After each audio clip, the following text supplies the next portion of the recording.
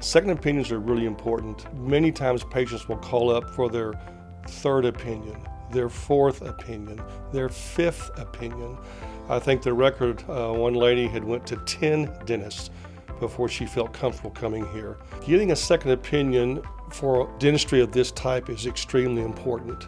Implant is, again, such a complex field that you want someone who's really into it. Their staff is into it, their facilities into it.